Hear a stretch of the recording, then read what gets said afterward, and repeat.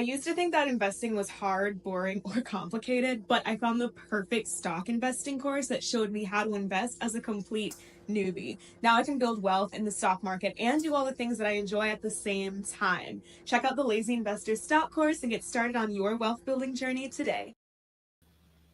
What's going on? This is David W. Williams, also known as Diamond Dave, the retail trader. I'm sorry about that. This is David W. Williams, also known as the retail trader. Kind of reverted back to my old tag. So what we're going to talk about today is an anti-family economy, and really quickly want to kind of examine what your perceptions are around the value of family, but also the value of people in your relationships, right? And the reason why I want to cover this is because I felt like there was something timely dealing with this particular situation with this basketball player who, for whatever reason, has a lot of obligations to other people, family related. But I want to really ask you how you see yourself in this particular system. Because one thing I don't do is I don't do a trending topic platform. I really try to ask you questions about how you see yourself and how you perceive yourself in this particular economy. So it's not about other people, it's about you. Because I'm very much against a lot of these platforms where they spend all their time talking about everybody else, but we never get to what the real issue is, which is you and your own behavior, right? So if you think that we're here to sit around and just talk about this guy and this woman and yada, yada, yada, just the wrong platform. You can go to Lipstick Alley. You can go watch people pop the balloon. There's enough gossip sites to talk about that stuff, and that's what they do. I know people are attracted to that. It's cool. That's not what I do here, right? What we're going to do is start asking you questions about how you perceive things, how you perceive yourself in this economy, how you perceive the value of other people around you, and really how you perceive the value of family, right? And how that perception is shaping how you move around the world, okay? So that's pretty much what we're going to talk about. Shows being sponsored by www.thehighestpaid.online option trading academy. I want to encourage you to get into that lazy investor course, both options trading courses. We're moving the course in a different direction, but there's still a lot of value added to them. And don't miss out on opportunity sitting back watching everybody else and getting caught up in what they got going on. Okay, let's go ahead and get into it, right? So what we're talking about is this anti-family economy. Question I want to ask you before we start. How do you value other humans, right? How do you value the people you are in a relationship with? Next question is, what do you believe is your value? And then the next question is, what do you think is your value in relationships? So those same questions really quickly to run through them. How do you value other humans, right? Other people that you see on the planet, how do you value them? Next question, how do you value the people that you are in relationship with? So if you're in a relationship with people, how do you value them, right? What's your perception of their value? Next question, what do you perceive or what do you believe is your value, right? So what do you believe you bring to the table? I know people don't like to use that particular term, but that's just an old term being used forever. What do you believe you bring to the table? And how is that your value? And then we start talking about relationships. What do you think your value is in a relationship? So if you're in a relationship, romantic or non-romantic, what do you think your value is?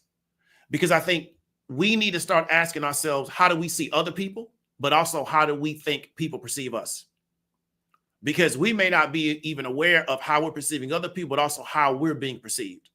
And I think this kind of goes into what the topic is that we are stating that there's a certain perception around people. And then when they live up to that perception, then we have a problem with it. So it just means that we just have a problem, right? Because if somebody lives up to your perception of them, what's the problem? Because you already stated that's the role you wanted that particular person to play, right? So based on how your world looks, based on your worldview, if somebody lives up to it, what's the problem? So what we have is a lot of people saying that, well, things should be 1, 2, 3, 4, 5, 6. And then when things go 1, 2, 3, 4, 5, 6, they have a problem with it, which pretty much means they just got a problem, right? It's really not a lot to it. That's why I say we want to focus more on you and your perception of these things, because what they're going to do is they're going to shape your relationships in the future. They're going to shape how you go about dealing with people, things of that nature, right? So let's get into these articles real quick about this particular player really quickly. What we're talking about and some of what we're going to get into is the value of family. There's a really good video on YouTube called The 21 Families That Control Wealth and Power in Jamaica. I would encourage you to go into that. because it's really going to get a little bit deep into what I'm talking about, to where you have a small group of people that pretty much control Jamaica and their families. They're not individual people. They're not boss chicks. They are families of people that control Jamaica, and they pretty much make Jamaica go in a certain way. And when you realize who the families are, it will surprise you based on your perception of what Jamaica is all about, right? But you can see that pretty much across all the Caribbean islands. Who you think is in control of those islands is often not who you perceive to be the population of those particular islands, right? So that's a really good video for you to watch, and you got some free time. Okay, let's get into this article. So we got this guy, plays ball, named Anthony Edwards. He has multiple children, right? So his first daughter, right, was born in 2023, right, to a woman that he was not married to, okay? He sought legitimation and custody, acknowledging Aries, I believe her name is Eris, I'm sorry, as his daughter. But then he kind of questions the child support. They kind of got that figured out. But he does acknowledge Eris as his daughter, was born in 2023, right? Then about a month later, another woman claimed that he was a father of her child, right? But he's never publicly acknowledged or denied paternity of this child, right? So it's still kind of up in the air. So we know one child has been confirmed as his. We got a second one we don't know, okay? Third, he has a longtime girlfriend, right? They have another daughter. That was in 2024, okay? And he acknowledges that child because that's his longtime girlfriend. So he's shacking up with this particular woman. They have a child together. Then recently, there's another woman out of the metro area. Last name is Howard, who we know now, right, that is also his daughter, right, because he requested a DNA, he requested official paternity, right, and that daughter's name is Aubrey, so that's 2024. So we know him to have 3 children, possibly a 4, okay? So that's just the reality of the situation. So we're talking about this particular ball player. He has 3 kids, possibly a 4. Now, there's a narrative already that, well, he has these children because, you know, he's so successful. I've known people that make $50,000 a year. They got multiple children. That's just what some people do. Some people just have a lot of kids. It is what it is. That's their lifestyle. So I don't really think that it is an indication of the money he makes. We're going to get into that. I just think he's one of those kind of people that has a lot of children. Okay. And so that's something that just goes on out here in the world today. It's become very much commonplace. It's become very much part of this modern world, especially in the West, where people just have kids with each other with very little connection to each other long term. They just have children. Okay, so it is what it is. It's the times that we currently live in. So let's get into this particular question I want to ask you. Let me go here real quick.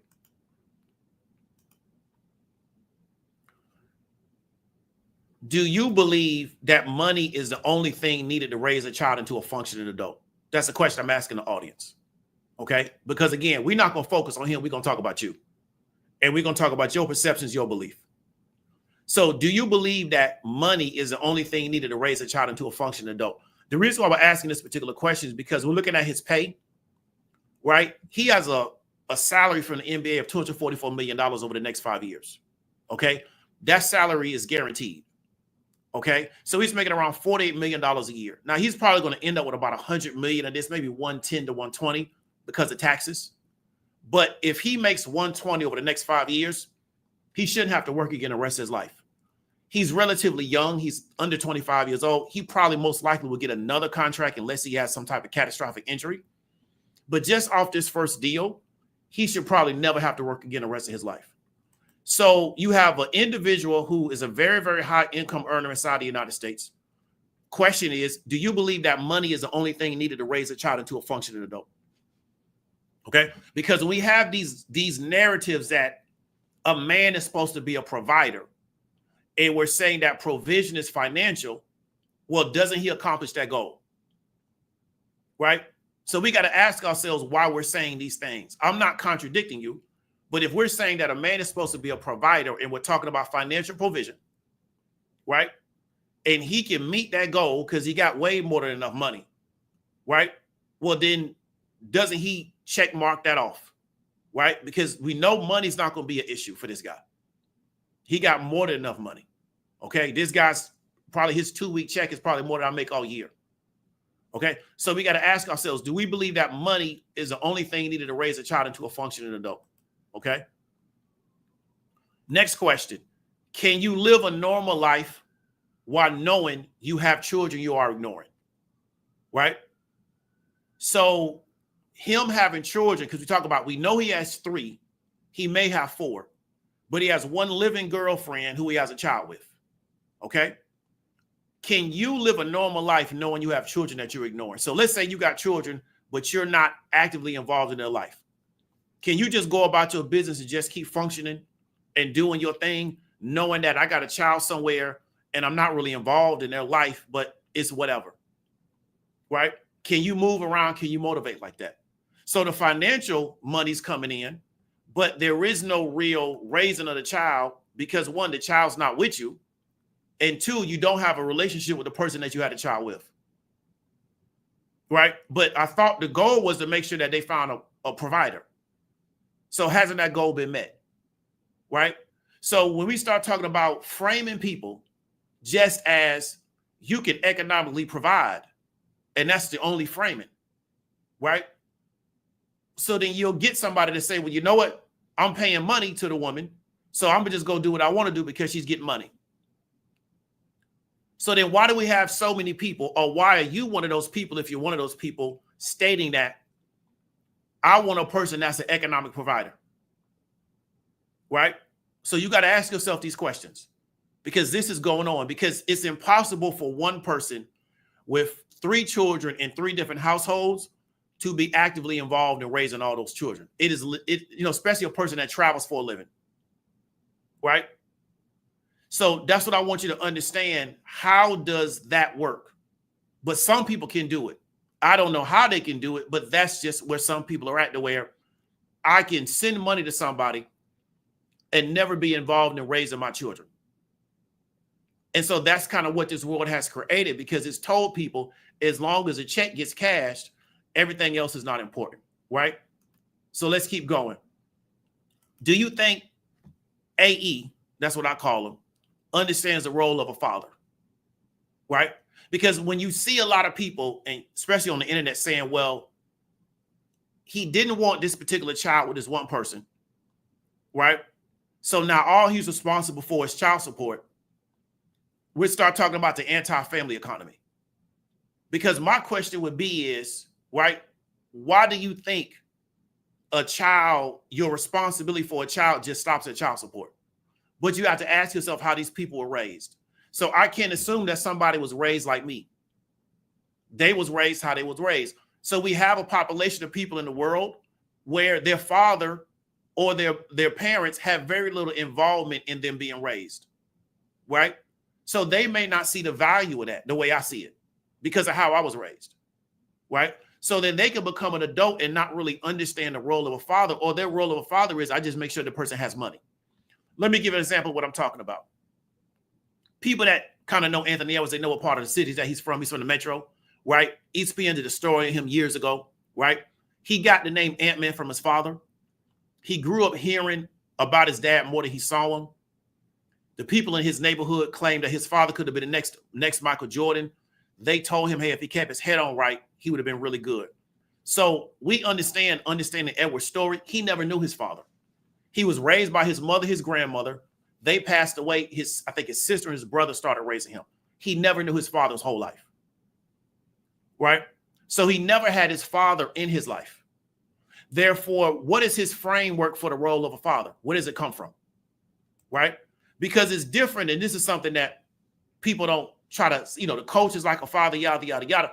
They really can't be, because they're not there day in and day out unless you live with them. So where is his point of reference of a father, right, if he never had one?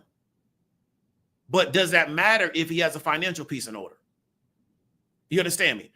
So if we have environments where nobody really puts a importance on raising their children, and it's just a financial ability, then who cares whether or not the person raises the child? That's why I always ask people, when they start repeating this stuff they hear from other people on the internet, right? What does that look like in the real world? Okay. So that's what you got to ask. So if he doesn't understand the role of a father, because it was never something that he was exposed to, he may not feel like I need to do nothing for this kid because why? What father raised him? In his mind, I turned out all right because he won the sports lottery, right? So he won the sports lottery. He's playing basketball. He's making millions of dollars, making more money than 99.9% of the population ever going to earn. So he may not understand the importance of a father because his attitude is, hey, I won the sports lottery. And everybody attached themselves to him because they realized this guy may win the sports lottery. So he got a lot of attention at an early age. If he couldn't play basketball like that, he may have had a totally different life, right? But he was identified and picked as a sports prospect at a really, really early age, okay?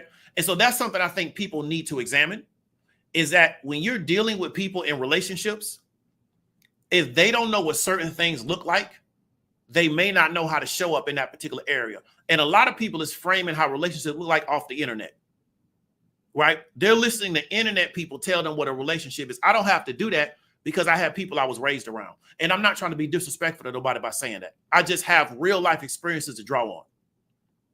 So I would never go to somebody on the internet to talk about like what the role of a father is. I wouldn't do that. I would call my father. You know what I'm trying to tell you? So then if I don't do it, that's me being negligent, but it's not like I'm finna go on TikTok and listen to some people talk about what the role of a father is. I don't care what they got to say on TikTok. You know what I'm trying to tell you? So I was talking to somebody on Friday and I was telling them that I think I throw a lot of people off because of how many men participated in raising me. And this world is not used to black men like that. They're not used to that. They're used to the Anthony Edwards story. And so I was talking to somebody on Friday, we're doing one of my consults for my course. I was like, I think a lot of people, especially when I used to work in the corporate sector, really didn't know how to deal with me because while a lot of men participated in raising me, didn't make me perfect because they weren't perfect. But I know what it's like to be raised by men. I don't know what it's like to be raised by a bunch of women, right? Even though I had women in my life, but I don't have a point of reference for that. And I'm not disrespecting anybody if that's their experience, right? But that's not what I know, right? So what I'm asking is, if he doesn't understand that, then what role does he think he's supposed to play?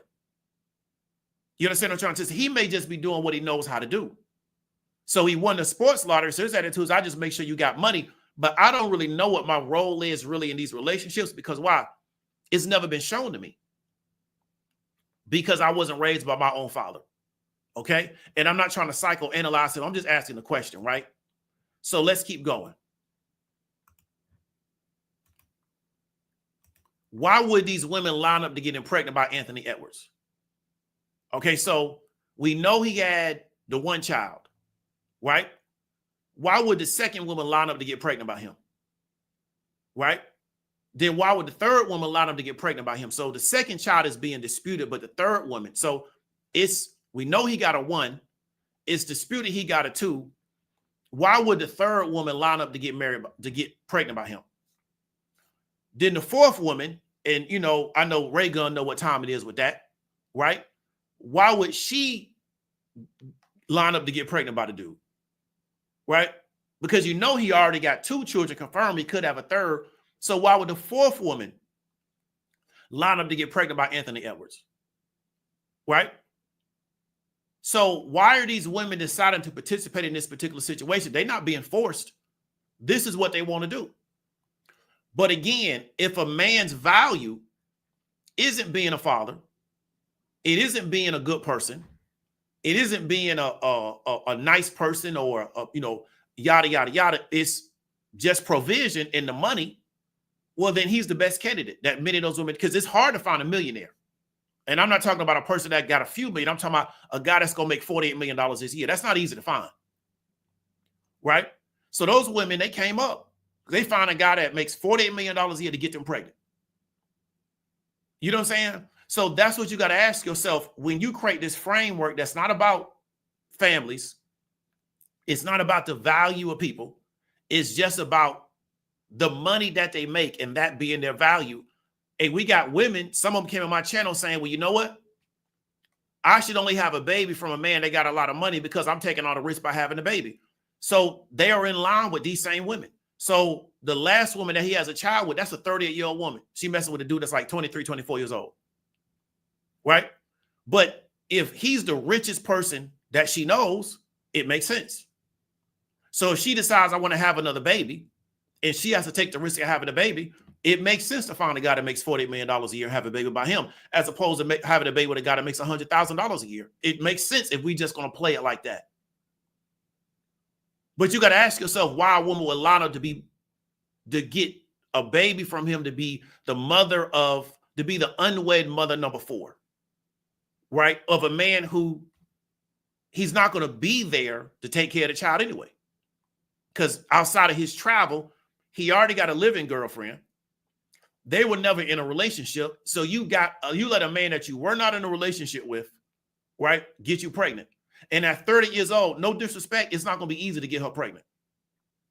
So they was having unprotected sex multiple times over and over and over and over again to get her pregnant. But you got to ask yourself. So again, this stuff on the internet is false, right? It's just the internet. Real life looks totally different. But the problem is, once the trending story is over, nobody ever goes back and says, well, you know what? How do I show up in these particular type of situations? Because the trending story is over. So it keeps repeating, right? But when you look at this particular world, it's not run by men that got 8 children and they don't take care of them, right? It is not run by women who just got children from random dudes, but they got a banging Instagram page. That's not really what's moving the world out here. Okay. So we got to kind of ask ourselves, why have so many people invested into this anti-family economy where my only value in this world is these things, which really don't contribute to families, which also don't contribute to stable communities, right? Let's keep going. How do you think Anthony Edwards' value is perceived by the women he got pregnant? So again, we are operating under the framework that a man's job is to be a provider. He makes $48 million a year. So then he's the best provider in the environment. So how do you think they perceive his value? Because what we see is multiple women lining up to get pregnant from this guy, right? And he, at his age, he could probably have 3 or 4 more kids before he stopped. He'd probably be like Sean Kemp. Sean Kemp had like 9 kids, like 7 to 9 children before he stopped playing basketball. He probably going to fall into that same boat. So how do you think Anthony Edwards' value is perceived by the women he got pregnant? Right? Because they're following the script. They know they want to have a baby. So let me find the richest dude I can have to have a baby. That's the script, right? Right? So anything else about the person is not relevant, right? It's just the amount of money the person makes. So you got to kind of ask yourself, how do they perceive his value? Okay. He makes millions. Does that make him an elite provider? So again, if we live in a world to where the value of a man is just his ability to economically provide, right? That's the value of a man. Let the internet tell it, right? So no 50-50. Your value as a man is only how much money you make. Your value as a man is only how much of a consumer you are. And I'm not saying I'm for or against any things. I'm saying these are the talking points. Your value of a man is only how much of a consumer you are. Your value of a man is only the fact that you can remove somebody else's bills off their plate and you can take on their bills, and that's your value. If all these things give you your value, you have a person that has the ability to do all of that. So that will make him an elite provider, correct? Right? Because men on the internet that got big female audiences, they come right out and say, I'm a provider. Well, you can't provide more than Anthony Edwards. He got way more money than you. So that makes him an elite provider, correct? If we're operating on this particular framework. Right? So I'm asking you the question. You tell me what it is. Okay? So you got a guy that makes $48 million a year, go get $200-something million guaranteed. Okay? Does that make him an elite provider from a financial standpoint? Because the money will wash away a lot of other stuff because he got all the money that you could ever want. Okay, let's keep going. If the goal is to find the best provider, why not let AA get you pregnant? So you're a woman watching this particular broadcast. If the goal that you're stating to me is to find the best provider, like the woman got on my, she came on here maybe 90 days ago now. And she said, well, you know what? I'm a student of this other woman. And she told me, Well, if I get pregnant, I need to make sure that the man can do this, this, and this financially. Cool. Okay, that's what you want to do. So the goal is to find the best provider. Why not let AE get you pregnant? Because he has enough money to have 5 or 6 more children and not be stressed out about it. Because he makes $40 million a year. So why don't you be the next person to get pregnant from the guy? Because the goal is to find the best provider, right? So we're saying now that family is really just based on the amount of money somebody makes, right? So that's what I wanted to ask you. Let me, okay, we got that straight. So that's what I'm asking you. If the goal is to find the best provider, why not let AE get you pregnant? If that's the framework that we're operating under. And so this is what I'm saying. When you kind of ask these people these questions, they like, well, I don't know what you mean, but I'm going off what you told me. Right? Because we already see this with Elon. If the goal is to find the best provider, why not be Musk's 20th unwed mother? Because Elon Musk got a gang of kids from a bunch of different women. Right? But he has the money to do that. He can just keep taking care of women and taking care of kids. Now, he can't raise those kids. It's impossible. Right? He's running multiple businesses. He's all over the globe. He's doing this, doing that. He cannot be an active parent. But if the goal is to find the best provider, right? That's the goal. Why not be Musk's 20th unwed mother? Right? Why are you trying to force a dude that don't have it to have it? Just go find somebody that already got it and lay down and have a baby with him because he already got it. Right? Because that's the goal, is just to find the dude that can transact at the highest dollar amount. Then go hit up Elon Musk. Right? He just had a kid. He's not stopping either. And he on what? 10, 11 children? And he not slowing down. He picking up speed. Okay?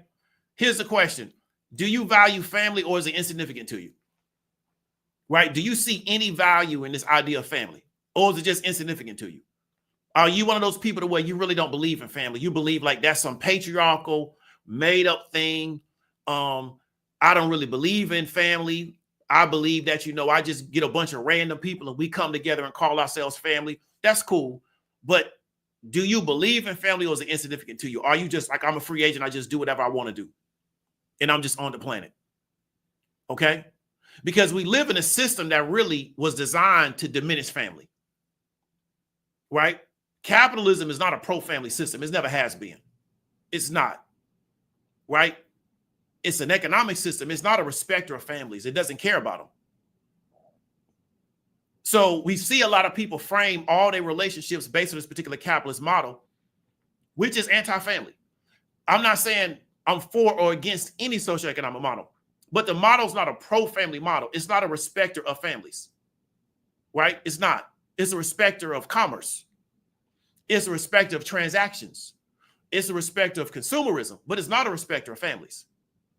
So we try to frame a person's value based on this particular model. It doesn't work for families because it's not a respecter of families. Okay? Should all your romantic relationships be based on some form of transaction? Right? So if a person's value in this economy is their ability to transact, how much money they can spend over here? Can they remove my bills from my life? So I have X amount of bills. A person's value is only that they can remove my bills, or they can help me pay my bills. Because again, you got to get a provider. So should all your romantic relationships be based on some form of transaction? Right? Oh, why not? So if that's the game we're playing, why not hit up Anthony Edwards and tell him, I have a baby from you too? Because he's going to have the ability to transact at the highest dollar amount, right? Compared to anybody else you know. Then if that wash out, go hit up Elon Musk. Or go find the richest men in your state and see, can you have a child from them, right? Or if you're a man and you make a certain amount of money, right? Why don't you just pay for everything and just engage in a lot of prostitution, right? So why actually get into a relationship with people? Just pay for women, have sex with them, and keep it pushing. Because that's your only real value, is your ability to pay, right? So that's the question. Should all your romantic relationships be based on some form of transaction? You got people that believe that. You got people that believe, you know what? I don't want to talk to women.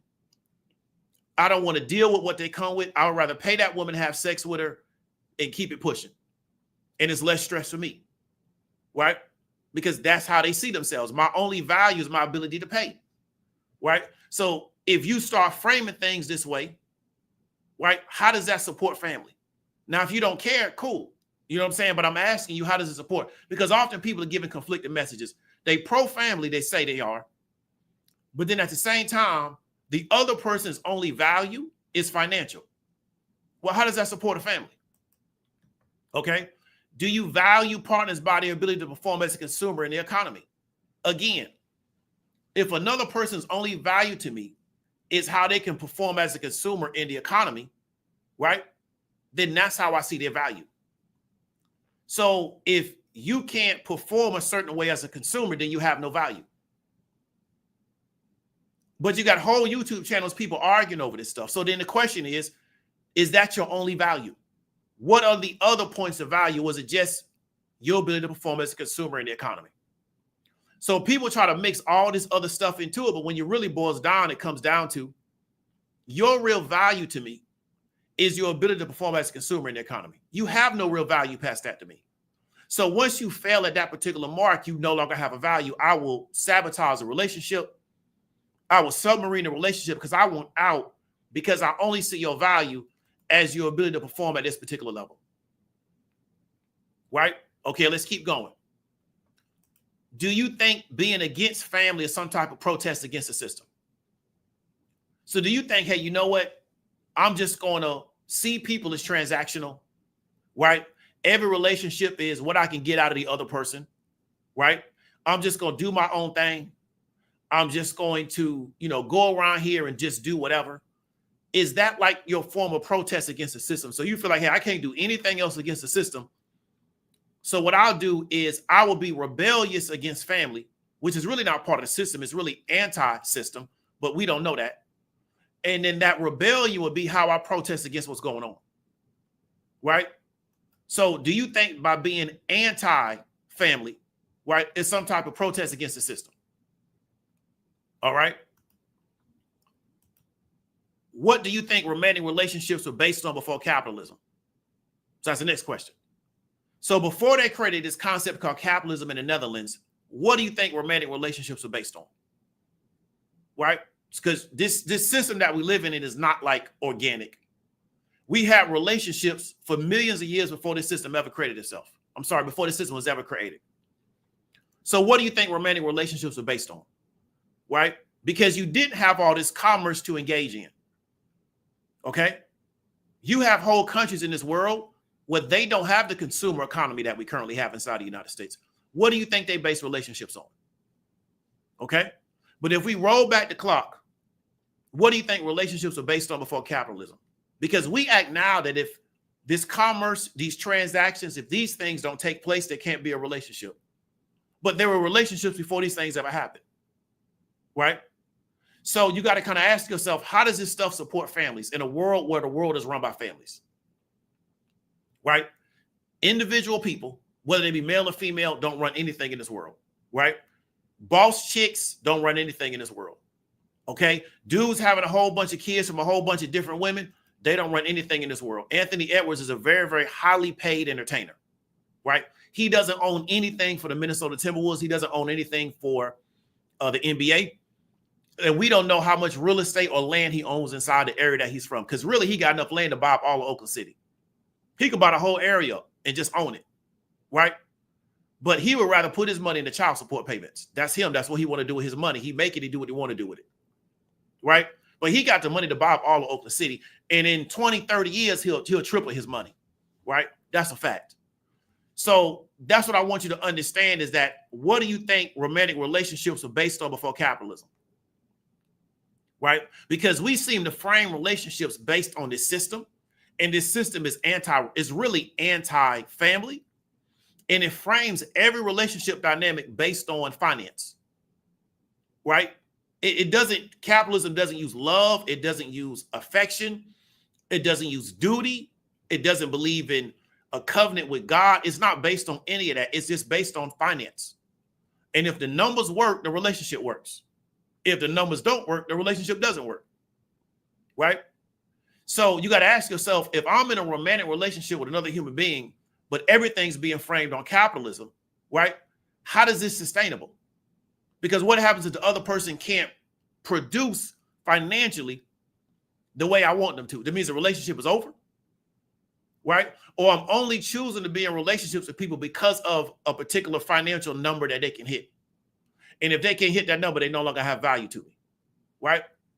So you got to kind of ask yourself that. But again, we ask you to ask yourself, ask you these questions. Don't look at nobody else, because you're participating in this stuff every day, right? And so that's the reality. That's pretty much going to be it. Ain't going to be here long. It wasn't really that deep. This is a real like Atlanta thing. A lot of people are not really hip to it because they're not from the city. Ray gonna know what time it is. This is like an Atlanta thing, right? It is deeper than surface level. I'm not going to put people business in the street. So, you know, it is what it is. So I gave y'all the economic piece, but it's deeper than that. But it doesn't matter to most of y'all, because I know next week, a lot of y'all gonna be talking about a different story, right? That's just how this world works, right? So y'all will touch on it, then next week it'll be another trending topic.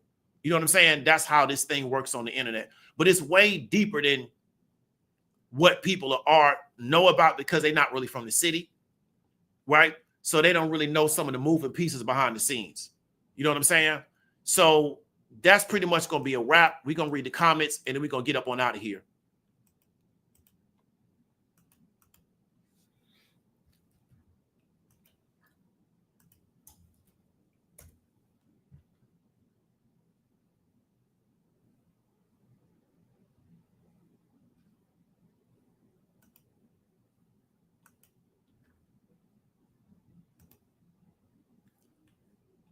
Okay.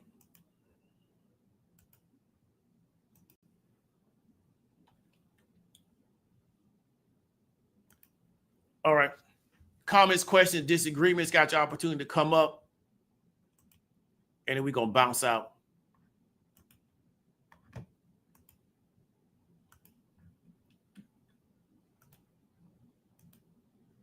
Raygun, man, appreciate $2 super chat. Appreciate you coming through and being a mod. Truth Bearer said the market doesn't disincentivize this type of behavior. So there are no social stigmas attached to perpetuating this vicious cycle. How could it? How could in capitalism you disincentivize, right? People going after people that make a lot of money. Truth Bearer, how does that work in capitalism? Right? So if we've already framed that a person's value is how much money they make in the system, and that gives them value, how could you disincentivize people going after people that make a lot of money? If we said that the people that make a lot of money have the most value. So if the role of a man is to be a financial provider, why wouldn't a woman go after the man that could be the biggest financial provider?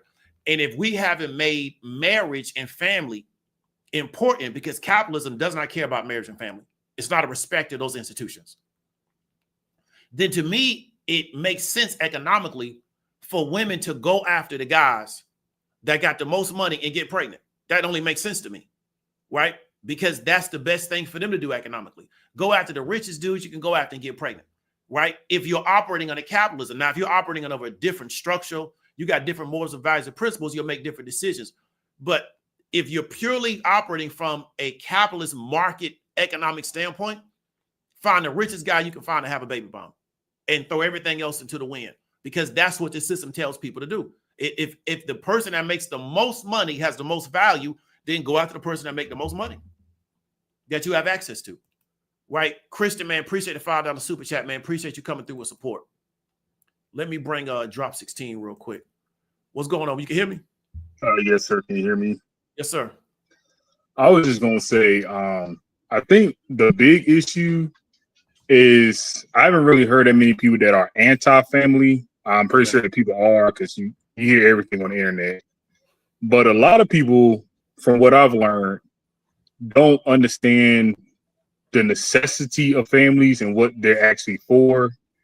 And if they do want a family, they don't know how to build one. They don't know how to pick the right spouse. They don't know what they need to do to raise the kids. So they end up just looking for, I'm in love, then things fall out with the person. Or they say, well, I picked the person who makes a lot of money. And then they find out where there's other things that the person is very deficient in that they didn't vet from the beginning. Mm-hmm. So I feel like, again, is my opinion, that's where the ball drops. And a lot of these people have been raised in situations where there has been no family cohesion since probably the 60s and 50s, if that. And I know that firsthand because, like, my family, especially my dad's side, they've been getting married, and I can go to a graveyard from the slave days to see like all my family's been buried in this grave site. So everybody was getting married, and until recently, people been getting married or been dealing with people in my generation, like the generation before, or really my generation, where they haven't been handling their business. And it was also like that on my mom's side until like 2 generations back, where my grandma like got with this like slick talking dude in New York City and didn't know he had a whole like baby mamas and stuff like that. So I feel like until people really, I don't know how we change that, but until people really understand how to build a family and what they should be looking for and what that means, I don't know how the situation changes. But that's my 2 cents. Do you see it changing on a large scale? Like, how would that even work, changing it? No, I don't think it changes. I don't think things change until we lose more of like social support systems. What I really think that we've done in America is we've been so successful at creating a really strong social support environment where you don't necessarily need a family to do things. If I don't know how much you travel, and I don't want to presume how much you travel, but like if you go to other parts of the world, there is little to no social support system. So the only way to get things done is with groups of people. And those groups have to have cohesion. They have to work together, yada, yada. Or else nothing gets done. And then you're competing against other groups of people. America has such robust systems. You're like competing against a system. Mm-hmm. And so what I'm saying is that I think in America, what we've done to really facilitate capitalism, because we lived in my opinion, the most advanced capitalist economy in the whole history of the world. And so what it does is it's built a lot of systems. A lot of these systems are redundant, and it's allowed people to feel like, well, I don't have to participate in family. I have to participate in community. And that's what capitalism wants, because it really wants everybody working and supporting the system. And so capitalism is the reason why the woman went to work. The woman didn't go to work because of feminism. The woman went to work because of capitalism. Capitalism said that woman needs to go to work. Because if we increase the labor pool, what can we do? We can push down wages. So I just think this system in America has been built out so much to support capitalism that everything else falls by the wayside. And I don't think it gets better until they start eliminating a lot of these social support systems where people say, hey, you know what? I actually need to be with another person. Because when I was coming up, if you was a chick with a child, they had 1 million programs for you to get educated.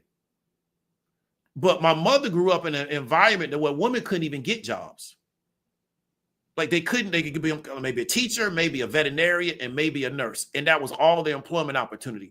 So what we've done is capitalism is try to push so many people to the workforce, try to advance this system so much to support capitalism, right?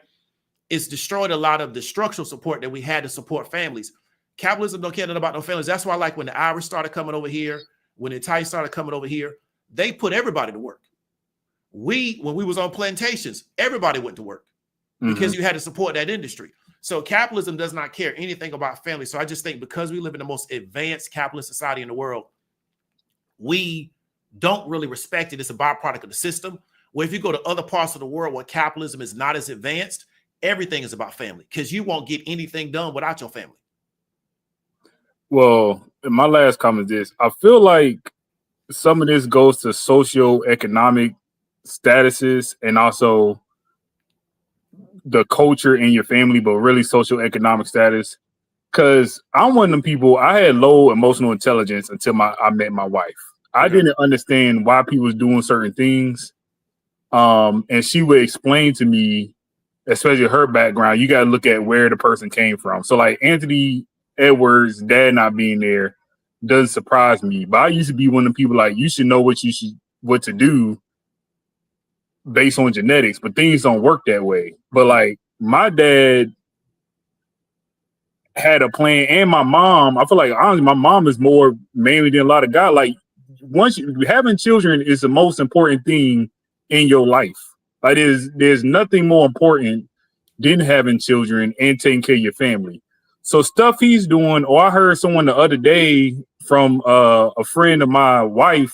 He got married. He really wasn't trying to. They got 2 kids, and he just said, I think we need a fresh start, so I'm leaving the house. If I did that, I'm going to the hospital. Like, my parents are coming, and they putting, there's no conversation. I'm getting hands put on me. But some people just don't care. It's just, it blows my mind. And I just learned that humans aren't rational. I learned that from the markets and stuff too. So it is what it is. But I feel like, because even if you look at, I was reading the autobiography of Malcolm X, he talked about like single motherhoods and stuff in the ghettos back in when he's coming up, the 50s and the 40s. So it's like always been a thing. It's just more exacerbated now. But I just really feel like, depending on the class and how you was raised, how I was always raised, if you was a baby mama or if you was a baby dad, like if I had a friend that wasn't taking care of his kid, I'm gonna be ready to fire on him and we're gonna end this friendship. But you got people that just, it's all good. It is what it is. So I feel like it also comes to a class thing, but that's all I had. Yeah, I agree with you. Real quick before you jump off, I think it's standards though. So what you explained to me is a standard. Yes. Right. So if your group got standards for behavior for you, and they're willing to enforce the standard, right? Well, his group may not have that standard for his behavior, because we know his father's group didn't have the standard because they allowed his father to not take care of him for whatever reason, right? His father may have got, so then there's no standard that's been put on him to where this is how you have to operate, right? And we don't care how much money you got. There's a standard in our group of how you have to operate. So if there's no standard, then there's nobody telling him you need to stop having kids. There's nobody telling him that, right? Because with him making so much money and him coming from an environment that's really dysfunctional, he may be controlling the narrative, even though he's 23, 24 years old, which means that he's not capable of controlling the narrative. He don't have enough experience. See, so because he won the basketball lottery, and he's making a lot of money, he may be controlling the narrative. But I've seen this with guys that don't make as much money as him, just having child after child after child after child. But there was nobody in his family, in their group, that was going to say, why you keep having all these kids? Right? I agree. Yeah. So that's what I'm saying. So it wasn't something in my family that you could have multiple children from multiple people and nobody was going to address it. Like, yes. You know what I'm saying? I did a lot of crazy stuff, but I never did that because that was just a no-no from where I'm coming from. You don't do that. My mom used to call it having kids in the street. That's just a no-go for where I'm from. And I did a lot of crazy stuff, but I didn't do that because that was like really communicated to me. Like, that's a no-go. You don't do that. But other people, it's just whatever. And then once it becomes institutionalized, like you see with him, it becomes normative. Everybody does it. So then you just keep pushing. So that's what I'm saying. I think that's the big thing of the standards and stuff, because like after I get beat down, I'm be excommunicated. So it's different if it's like the first child. Okay, you young, what you doing? Because I had an uncle. He stayed with his wife till the kids got 18, and he never wanted to be with the wife. But my grandma said, "You about to marry this woman? What you doing?" I feel you. So it just it's unfortunate. Hopefully it changes. But I agree with you. A lot of people need to look at what they're doing, because it's easy to look at Anthony Edwards and stuff because he's a millionaire. But you need to look at what you're doing in day-to-day life and really build like rules and stuff as far as what's acceptable in your family. Because at the end of the day, I'll tell you one thing, even just being married or requires so much more than money. And my dad used to tell me, my mom, and I used to like not understand. And then I'm like, I see exactly what y'all talking about. Like, this is a lot of work. They've been married 38 years. Mm-hmm. And then like now I'm about to have a child. And it's like now you're dealing with the personality of the child, the goals of the child. How's the dynamic between your child, your wife, their education? So it's way more than just some money. And the thing is, especially with the NBA, I don't care how much these people getting paid. If you having all these kids, you're not managing your money can be gone. And then you really got to ask yourself, what do you have after that money's gone and you brought your child into this situation? Because you the one who brought the child here. The child ain't say, I want to come here. But I guess a lot of people don't ask these questions. So it is what it is. I feel you. All right, man. I appreciate it, man. Be easy. All right, you too. All right. Hey, you can hear me? Yeah, what's going on? How you feel? I'm good. Okay, man. What you got to go? What you have on the situation? As usual, I listen to you. I hear you talk about business and stuff. And then when you do talk about relationships and stuff, you actually do say some powerful things and you make it simple. Um, Anti-family economy. Um, it's an actual anti-economy. Just anti-everything. And family just happens to be another one of the things. We live in an anti-health economy. Most people are fat, bloated, and swole. That's just what it is. They don't eat the things that are supposed to go in the body. Anti-confidence economy. Most people don't want to be the person that they are, and they don't like the person they see in the mirror when they wake up. That's over 50%. Most people don't do the things that they need to do, and they were not taught, and we don't live in an environment where people are doing things that actually make sense the way that God designed us. That's what it is. That's going to spill over into any and everything. And the easy thing to do is grab a microphone. Yo, man, I got big money, big money. I'm going to show you how to get 58 women's. Whoa, man, I got cars and rims. And people just going to listen and spinning in them circles. But if you look at reality, I've never been to the bank. I saw all these 22-year-old women lined up chasing after the 86-year-old billionaire, finding out he was the rich guy and trying to get pregnant. Most people are getting pregnant by the person right across the street that looks something like them. Broke people with other broke people. Average people, other average people. Or if you go whatever city you live in, you go to the mall, you're going to see people who look like each other going and getting into a regular 2012 Honda Accord and riding off to an apartment. But somehow the internet can tell you, if you don't make 6 figures every week, he ain't man. He's not a real man. Or if she's not a 21-year-old virgin, then something wrong with her. You can do better, my brother. And it's a lie. So they're just going to say anything on the internet, keep the people arguing, beating each other up, then go home and beat the hell out the wife, the kids, and probably even the dog and the goldfish. And that's just what it's going to be. I feel you. All right, man. I got to get to the next scam. Like, I appreciate it, bro. All right. Appreciate you. All right.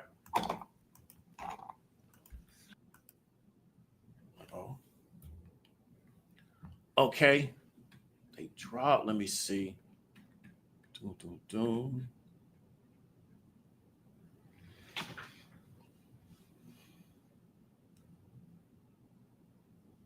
So Ray Gunn said, don't forget about his Adidas deal outside of the basketball. Y'all forgot about that. That's even more money. So you're right about that.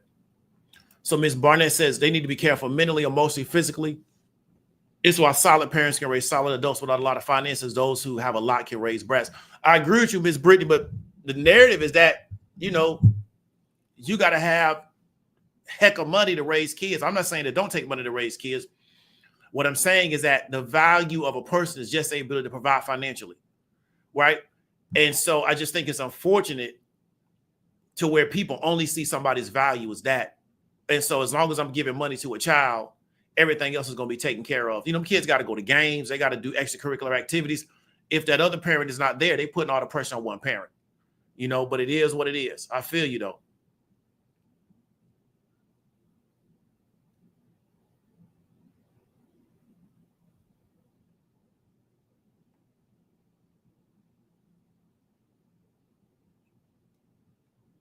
GC, what's up with it?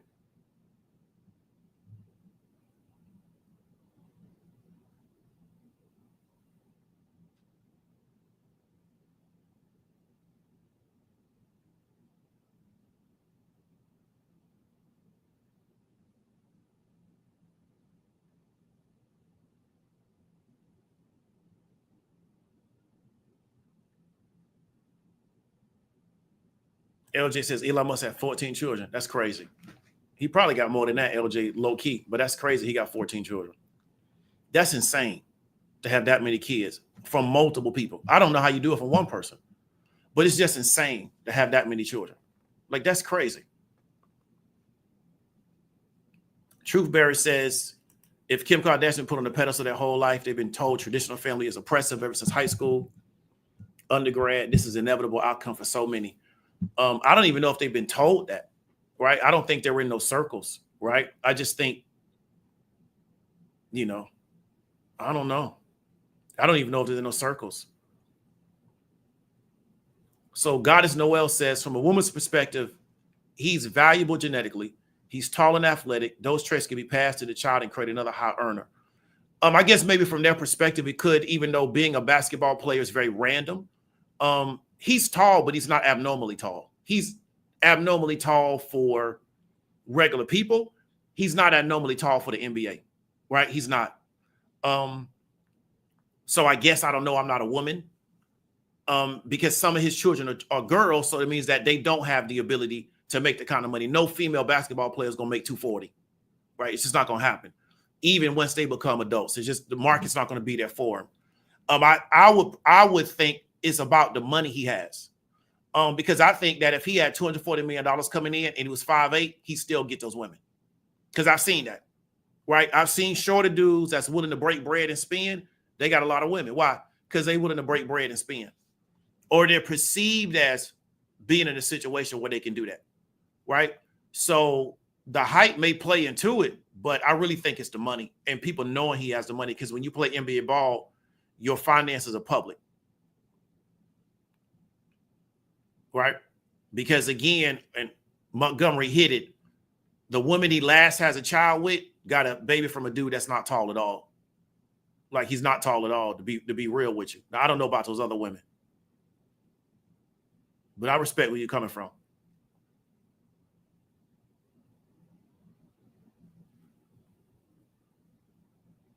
Mr. Lindsay says people are misunderstanding she could come back and ask for more money until that child is 18 years of age.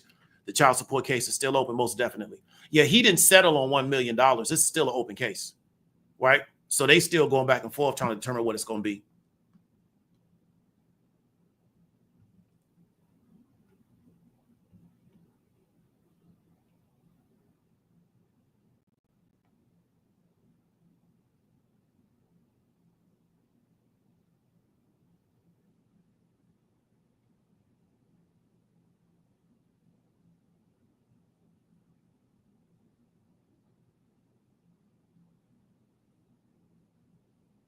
Yeah, Mr. Lindsay says the marriage, divorce, child support, industrial complex, most definitely.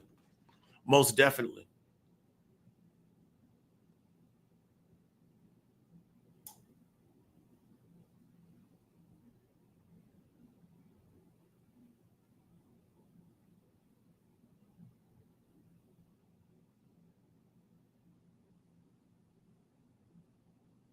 So Jalen Raleigh says, my question is, how does Anthony Edwards be a deadbeat in society, especially when the daughter gets old enough to speak?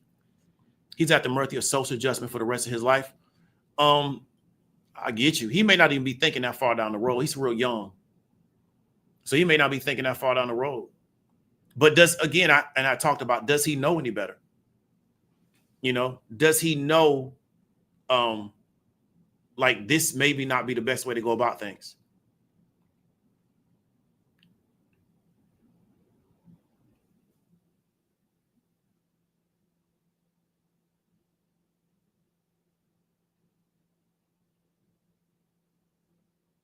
Yeah, Tyreek Hill is exactly. He 5'9", 5'10". I feel you. He feel you.